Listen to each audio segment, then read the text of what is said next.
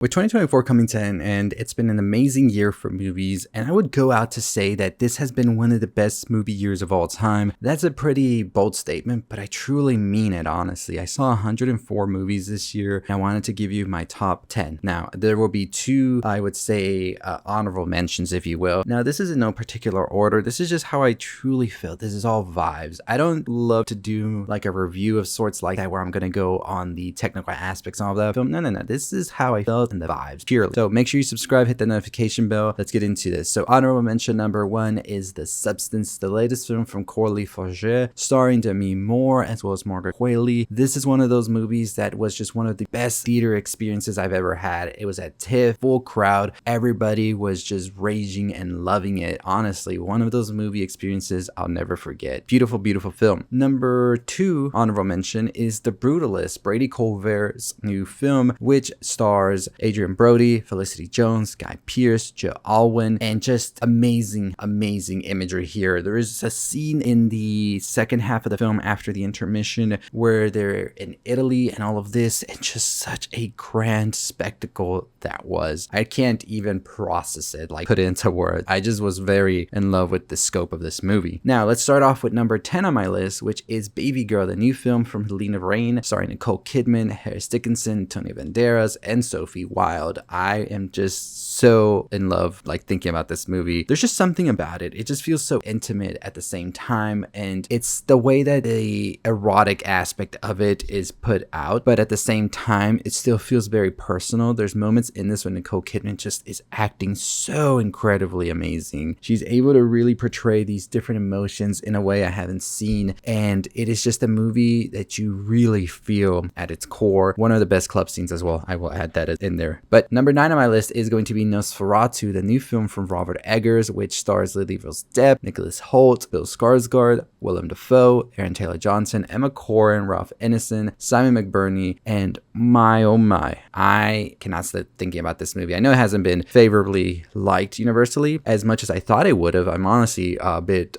flabbergasted by that, but it's doing pretty well at the box office. I'm excited to see what the studio thinks about that. But the imagery in here, the occult aspect of it was just cherry on top, and I think that Lily Rose Depp is truly one of the best performances of the year here, and of course the Academy will overlook that because that is what the Academy does best, but truly one of my favorite films. It's kind of crazy. I have another vampire film at number 8, and that is Humanist Vampire Seeking Consenting Suicidal Person. This is a film that I had the chance to watch earlier on in the year. It's a movie I've been wanting to watch for a long time. It premiered last year, directed by Ariane Louis Cisse. This follows a young vampire who has a problem. She's too sensitive to kill, and her parents are like, you gotta go kill, you gotta be this vampire, we can't be providing for you always. And she meets a lonely teenager with some tendencies to pretty much kill themselves, and we see as they sort of bond together, and it's just a beautiful like coming of age rom-com love story of sorts with some added horror elements, more along the lines of What We Do in the Shadows, though, if you've seen that show. Still a great film. Number 7 on my list is going to be Dead Talents Society, directed by John Shu. This movie, I did not know what to expect. I saw the poster at TIFF. It was premiering there. I didn't get to watch it there though, but I knew I needed to watch it, so then I was able to watch it a couple of weeks later on at Fantastic Fest. Oh man, this movie was just one of those movies that just really hits you when you least expect it. It is a horror comedy of sorts in which we follow spirits as they try to become urban legends. That way they don't disappear. And there's just so much about this movie I really loved, that it just conveyed so many of these emotions I think one has about not feeling fulfilled, not feeling that they are worthy or enough. It's just beautiful, honestly. I left that theater in tears. Where are we? We did 10, 9, 8, 7. I gotta count, y'all. But at number 6, I have Anora. This is the latest film from Sean Baker, starring Mikey Madison, and Mikey is a true star. I'm excited to see what Mikey does next, and it's gonna be crazy to see her follow up from this, and I hope we give her enough grace because I think she did an amazing performance here. I'm not expecting her to go out and do something huge like that. I'm just expecting her to be a great actress, and I think she's gonna do that. But Anora was one of those films that is really driven by the character of Anora. It has to be. And I think Mikey Madison did an amazing job there. I think the aspect of it having this comedy, this tragedy to it, and very fast pace was just beautifully executed by Sean Baker, and I'm excited to see what comes next. Number 5 on my list, we're in the top 5, y'all. These are the top 5 movies. A lot of these didn't even move, but The First Omen was a movie that I had at number 1 for a long time because it was just incredible. It was well done, executed, and I think because I had so low expectations for it, I was just so amazed by it. Maybe that's what it is. And this is one thing I'll tell you. A lot of people's favorites and the way they perceive movies is based on a lot of the surroundings around them, right? Not how they think or how they watch the movie and things like that. So I think that these lists are always like flip-floppy. Never take them for like, this is how it should be. These are just my favorites, and I'm just sharing them with you. But The First Omen, I really loved. I wish I could trim out those last 5 minutes because they just kind of like, they bogged down the movie. I think it had such a powerful ending until those last 5 minutes when it tries to connect and it tries to sort of establish and expand the lore more. But everything else before that, chef's kiss, beautiful, beautiful stuff. Number 4 on my list is Jane Schonbrun's next film, I Saw the TV Glow, and a movie I watched. I think this was like one of the first 5 movies I watched all year. Caught it at Sundance. I was never the same after that. This movie never left the top 5 of my list. This is just a movie experience unlike anything else. I was just in awe of how beautiful everything was framed by Jane. The acting here from the actors, and just by the end left like devastated. I was crying.